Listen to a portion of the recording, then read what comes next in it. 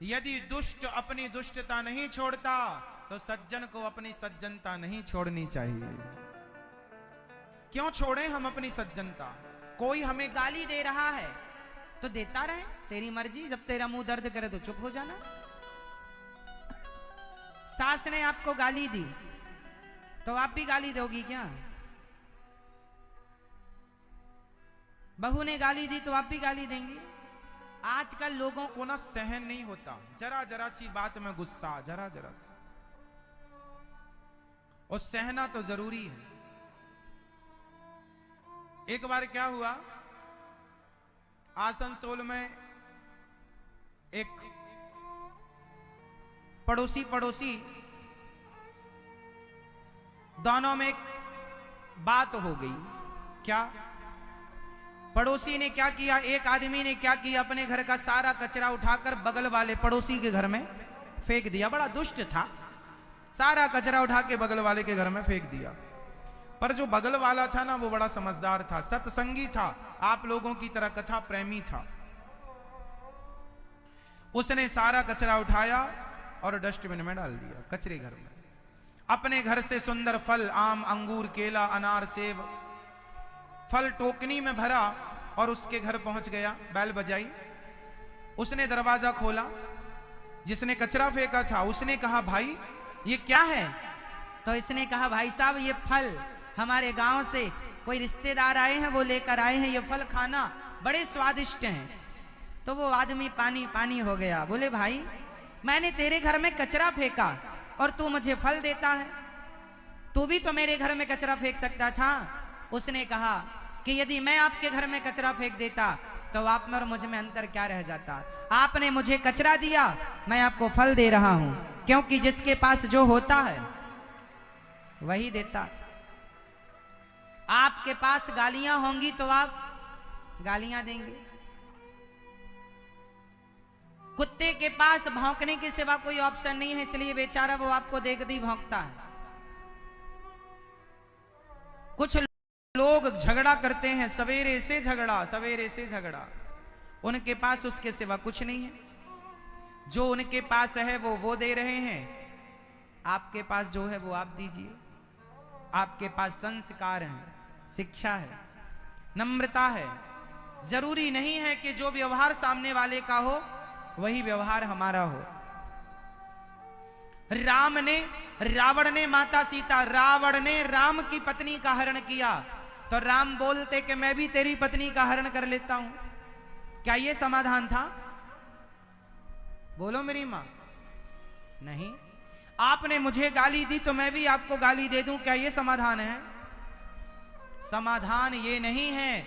समाधान है कि कोई आपको कुछ भी कहे तुरंत जवाब ना दो, समय आने पर जवाब देना। बोलना, जवाब देना। तुरंत बोलेंगे तो कुछ भी बोल देंगे। थोड़ा रुक लो, थोड़ा विचार कर लो, शब्दों का संग्रह कर लो, क्या बोलना है, इसका क्या जवाब हो सकता है। रुक जाओ, समय सबका आता है। आज समय आपका है तो कल समय आपका आएगा। समय बदलता है, समय किसी के बाप की बफौती नहीं है, समय को कोई तिजोरी में बंद नहीं कर सकता, समय सबका आता है। यदि आप, आज ही मैं पढ़ रहा था, कहीं पर पढ़ा मैंने कि एक आदमी जंगल गया,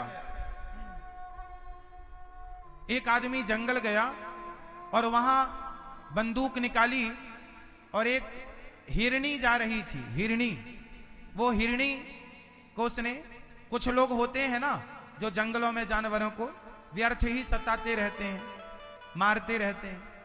एक आदमी बंदूक निकाला, एक हिरनी को मार दिया। संयोगवश वो हिरनी गर्भवती थी। ये बिल्कुल सत्य घटना है, जिसके साथ गुजरी उसने बताया। हिरनी को उसने मार दिया, हिरनी बेचारी तड़प तड़प के मर गई और संयोगवश वो हिरनी गर्भवती थी। कुछ महीनों में वो बच्चे को जन्म देने वाली थी। अब ये साहब तो हिरनी को मार के आ गए, उस हिरनी की बद्दुआ लेकर के आ गए। क्या लेकर आ गए? क्या लेकर आए? बद्दुआ। आह, बद्दुआएं लेकर आ गए। कुछ दिनों बाद साहब की शादी हुई। शादी हुई तो इनकी पत्नी गर्भवती हुई, और जब इनकी पत्नी गर्भवती हुई तो किसी दुर्घटना में उसकी गर्भवती पत्नी मारी गई। उस व्यक्ति को याद आया कि मैंने एक हिरणी को मारा था जो गर्भवती दिख रही थी, मतलब पेट बड़ा था भाई, दिख जाता है कि गर्भवती है कि नहीं। तो मैंने उसे मारा था। उसकी बद्दुआएं ये थी कि आज मेरी बसी बसाई गृहस्थी तबाह हो गई। आपको क्या लगता है समय केवल आपका है, बदलेगा नहीं? नहीं साहब, समय सबका बदलता है। किसी की दुआएं, किसी की बद्दुआएं ना लीजिएगा। दुर्बल को न सताइए, जाकी मोटी हाय, माटी कहे कुम्हार से तू क्या रौंदे मोही, एक दिन ऐसा आएगा मैं रौंदूंगी तो ही। है ना? किसी को ना सताइएगा, बद्दुआएं ना लीजिएगा, चुकाना पड़ता है मेरी माँ। जैसे आप लोग मछली, कुछ लोग मछली मार मार के खा जाते हैं, क्या उस मछली के अंदर से बद्दुआ नहीं निकलती होगी? किसी ने बकरे को मारा, बकरी को मारा, तो एक कसाई बकरी के गर्दन पे तलवार रख के उसकी गर्दन काट रहा था। तभी बकरी मुस्कुरा रही थी। किसी संत ने कहा क्यों मुस्कुरा रही है? तब बकरी ने मरते हुए कहा, महाराज कह दो दुनिया से कि मैंने सारी जिंदगी केवल पत्ते खाए हैं, केवल हरी घास खाई है, मैंने कभी किसी का दिल नहीं दुखाया। घास खाई तो मेरी गर्दन पर तलवार चल रही है और ये मुझे खाएगा तो भगवान इसके साथ क्या करेंगे?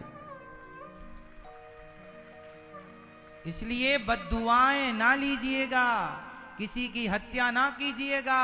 मजा आता है किसी को मारने में, पर जब दंड मिलता है ना तो नानी याद आती है। रावण को बड़ा मजा आया सीता मां को चुराने में, लेकिन सारे बच्चे 1 लाख बेटे मर गए आंखों के सामने।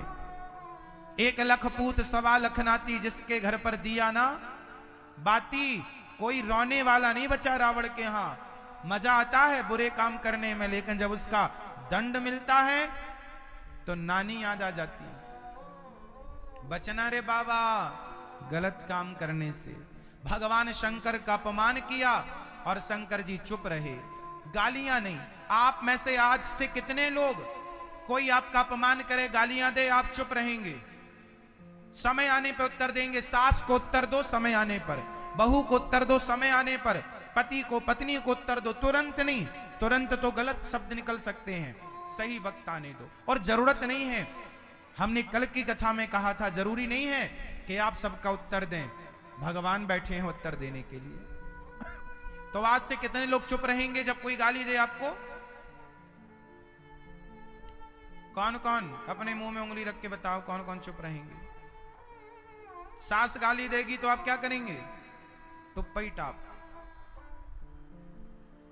पति कुछ कहेगा तो पति भी कहने दो, चुप रहो। और पत्नी कुछ कहने लगे तो पति परमेश्वर तुम भी चुप रहना। बोलने से बातें बिगड़ जाती हैं, बोलने से महाभारत हो जाता है।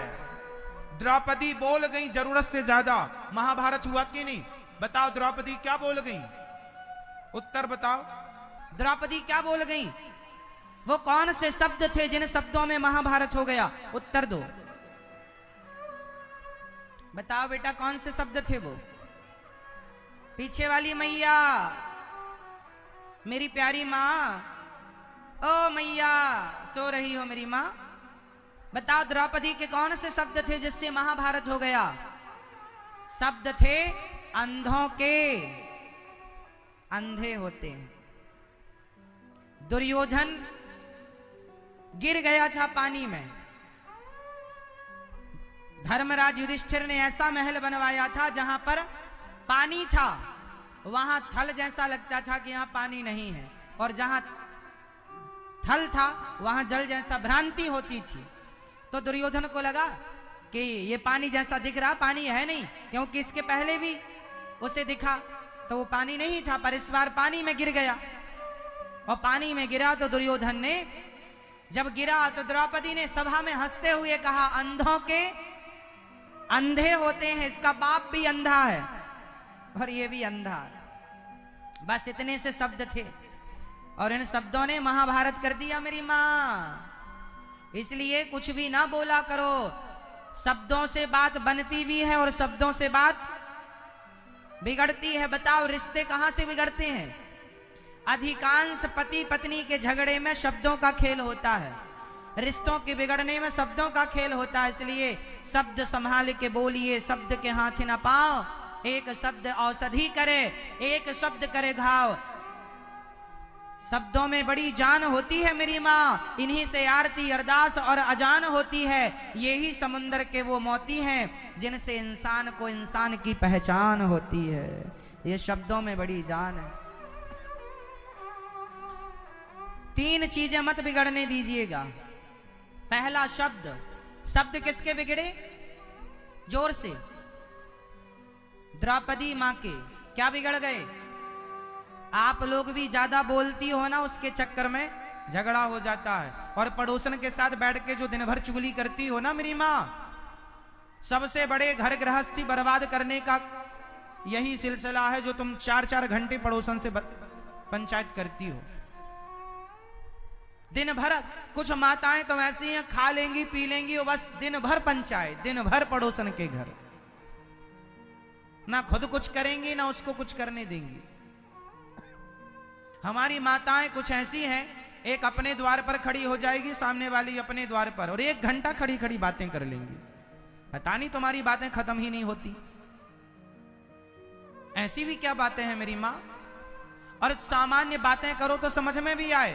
तुम्हारी बातों में निंदा चुगली ज्यादा होती है। तुम्हारी सास अच्छी नहीं है, राम राम, हमारी कौन सी अच्छी है। बहुएं सासों का रोना रोएंगी और सासें बहुओं का रोना रोएंगी। उस घर में जाके रोई, उस घर में जाके रोई और रो रो के आ गई।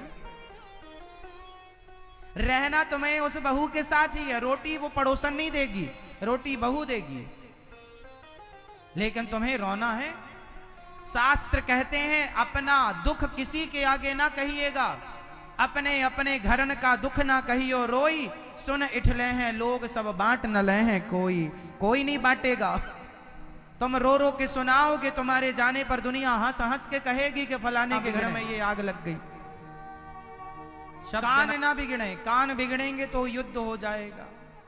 बताओ, कान, शब्द बिगड़े द्रौपदी के, और कान किसके बिगड़े? बोलो, कान किसके बिगड़े?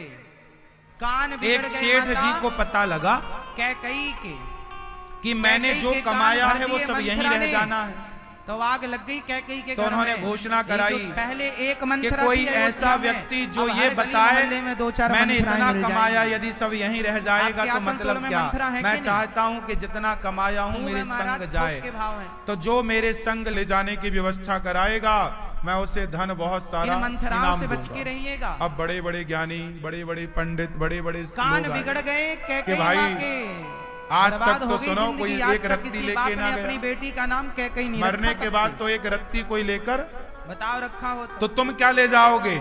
इसलिए तुम्हें ये सपना छोड़ दो कि तुम जाओगे लेकर, कुछ ना जाएगा, सब यहीं का कैकई के यहीं धरा रह जाएगा। और आंख, उस आदमी ने जिद पकड़ ली ना, बताओ आप बताओ कि ये कैसे जाएगा। संभालना है। तब एक संत जी आए, मुंह, जिह्वा और कान लगा रखी बुरा है। मत देखो, बुरा मत राजा बोलो, वो बुरा सेठ मत बोला, सुनो। महाराज मैंने इतना कमाया है, इतना धन दौलत जुटाया, और ये सारे लोग कह रहे हैं कि तेरा यहीं छूट जाएगा। आंख बिगड़ गई रावण की।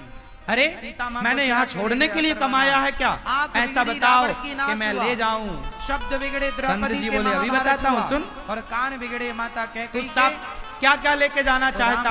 बोले मैं गया। सब कुछ कहने लेकर का अर्थ जाऊंगा। ये हुआ जो मैंने कि आप कमाया इन है तीनों को संभाल के मेरे संग रखिएगा। जाएगा तब ना तो बुरा मजा आएगा। देखना है, ना बुरा बोलना यहाँ है, छोड़ दिया ना तो बुरा क्या मजा सुनना है? है। इन तीनों पर कंट्रोल कर गए, तो संत जी बोले, इन तीनों फिर को सुन। वश में कर लिए तो सारी दुनिया ये आपकी 100 मुट्ठी रुपया में है? होगी। बोलो हाँ। क्यों ये 100 और आप रुपया इन है? तीनों के चक्कर में पड़ गए। संत तो जी ने विनाश। कहा, ये बता, ये 100 रुपए भारत का 100 रुपए है, बुरा मत क्या देखो, अमेरिका में बुरा मत बोलो, इसकी वैल्यू 100 रुपए है? बुरा मत सुनो।